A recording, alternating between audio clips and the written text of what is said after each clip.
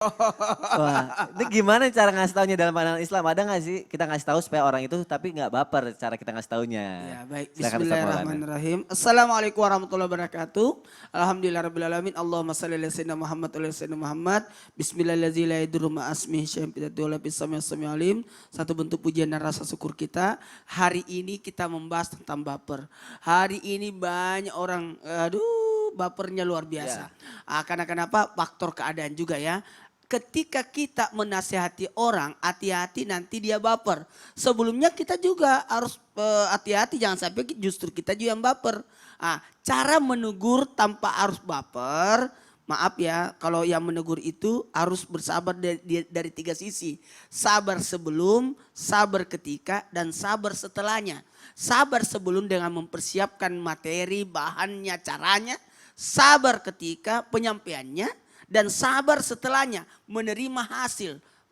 Itulah kalau orang kita menasihati orang, hati-hati loh. Jangan sampai satu menggurui.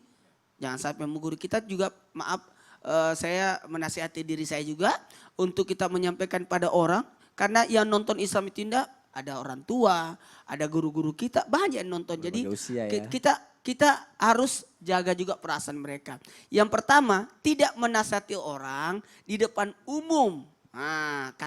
Kata Imam Syafi'i, Muhammad bin Idris, kalau engkau nasihati aku di depan umum, sama saja mempermalukan. Jadi kalau mau menegur orang, ya jangan di sosial media, tapi di Japri. Oh, Japri. Japri apa Ustaz? Jaringan pribadi. Jalur pribadi. Jalur pribadi. Ustaz Syam sering banget dapat Japrian. Jadi harusnya di Japri, jangan di umum. Sosial media itu atau artinya orang nonton semua, orang baca semua, dan tidak semua orang perasaannya sama. Jadi harusnya face to face. Secara langsung ya. Secara langsung. Jadi gitu. Apalagi menasehati dengan caranya lemah lembut. Kalau Nabi Musa apa? Qaulan layinan. Lemah lembut. Kepada Firaun aja berlemah lembut, harusnya berlemah lembut. Engkau menyampaikannya, jangan sampai kasar caranya. Pemilihan kata-kata yang tidak baik, tidak tepat, menyebabkan justru bukan ibaratnya larangan itu yang ditinggalkan, tapi justru kau yang dipukul. Justru kau yang dipukul. Awas ada ular, di sini ada ular. Bukan ular itu yang dipukul, kamu yang dipukul. Cara negurnya salah. Tuh ngagetin gue malah gitu. Justru engkau yang kena. Makanya mohon maaf tanpa menggurui. Ambillah pilihan kata-kata yang baik. Ambillah dengan sopan, dengan lembut. Kau ini bicara di depan orang tua. Makanya kalau kita ditanya, mau tausiah di mana? Di sana. Siapa orang-orangnya? Kita harus tahu apa pendapatan orang di sana, apa penghasilannya. Kita harus tahu pekerjaannya supaya pada saat kita bertausiah dia butuh ini. Dokter kan kita sama dengan dokter yang harus mengetahui penyakitnya apa. Orang tua menasihati anak 4, aku ada 4 anak. Tidak bisa langsung bersamaan. Satu-satu kalau perlu, karena kalau bersamaan kan tidak sama usianya. Tidak sama juga sifatnya. Dan ingat ketika kita memberikan informasi atau nasihat supaya tidak baper, ingatkan di saat yang tepat. Sekali lagi, ingatkan di saat yang tepat. Jangan menyuruh anak ketika sudah ngantuk. Kata Nabi, jangan membuat anakmu berdosa disebabkan karenamu. Makanya mohon maaf, lihat posisinya. Ada Ustaz Benri ini, pakar parenting. Ya. Jadi mohon izin ya. Jadi pada posisi anak di mana anak itu bisa dimasukin atau dinasihati. Paling enak itu, ya Allah kalau kita nasihati, kasih pesan-pesan yang baik. Kalau Ustaz Benri bilang, kalau berdoa besarkan suara supaya anak tahu apa isi doa kita. Jadi, ternyata orang tua aku pingin ini. Apalagi, nasihatilah dengan penuh kasih sayang. Jadi, kalau mau menasihati, duduklah supaya sejajar. Jangan yang duduk, engkau berdiri.